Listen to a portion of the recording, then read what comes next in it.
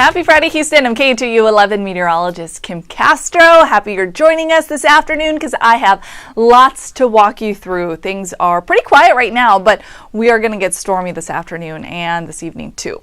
91 degrees if you're headed out the door soon for lunch. It is hot and humid, as it has been all week.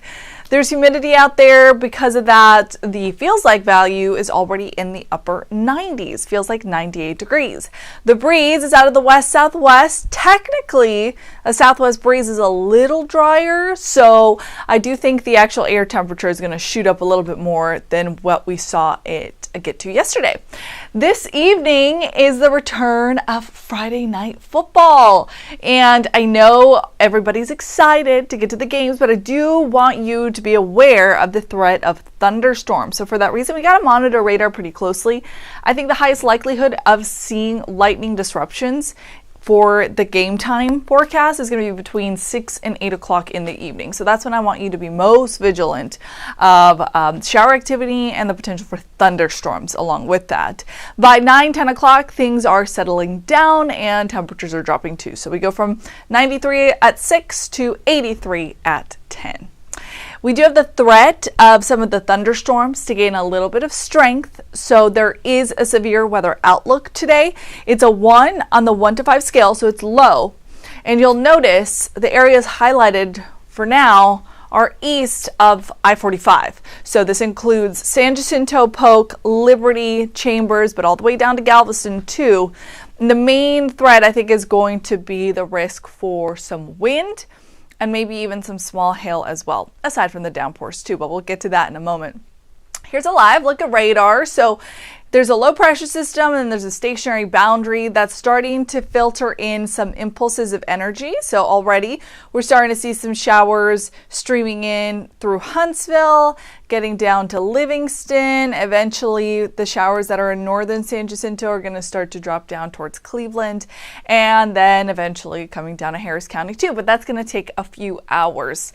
In fact, I don't think you're going to have any issues until about maybe 3 or 4 this afternoon. Air temperatures versus feels like. You'll see there's a pretty big gap in a lot of spots, including Hobby Airport, that's already feeling like the triple digits. 90 for the actual air temperature, so when you check your phone, that's why it's important to really factor in the dew point to that, because it feels a lot hotter than it actually shows. In Sugar Land, the 92 actually feels like 103 degrees, so very steamy there as well. Throughout the afternoon, like I said, we're technically a slightly drier. I know it doesn't seem like it. And so because of that air temperature is actually going to get a little bit hotter today. So right around 4 o'clock, you should feel that high temperature pushing into the upper 90s. And that's going to be the peak time frame that would have the most instability in the atmosphere with heat, humidity, and the push of this boundary. So that's when we're going to start to see our radar become a little bit more active. So that's a snapshot at 4:30. Now we're seeing storms from Huntsville to Livingston, like I showed you right now, but dropping all the way down to Harris County. So we'll have to monitor for lightning, not just for the football games, but also for flight delays at the airports, both airports.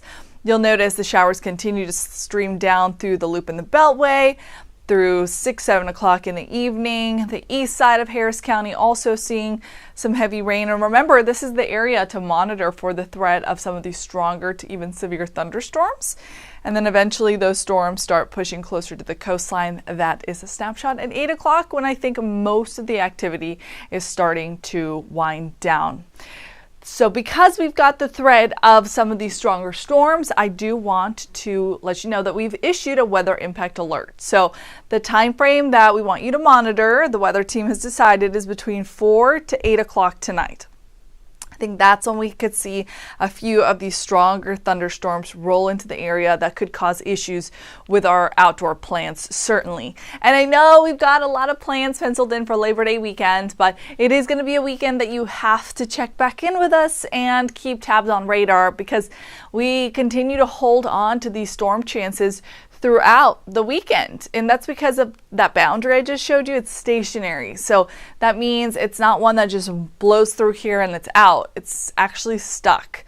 So because of that, we've got daily rain chances. Tomorrow, I think we have several rounds in the afternoon and evening. So that's why that's a 70% chance for storms. I might even increase the rain chance on Sunday, to be honest, to up to maybe 50%. Because it looks like we've got a pretty decent chance for downpours even through Sunday. By Monday, that's when I do think some of the rain scales back. So Labor Day Monday, we'll drop those rain chances to 30%. Now for our Saturday, most of the activity is going to be afternoon and evening. Sunday, we could have a couple showers early on in the day, and then more of that in the afternoon and evening as well. And then Monday, we'll still monitor for some afternoon downpours.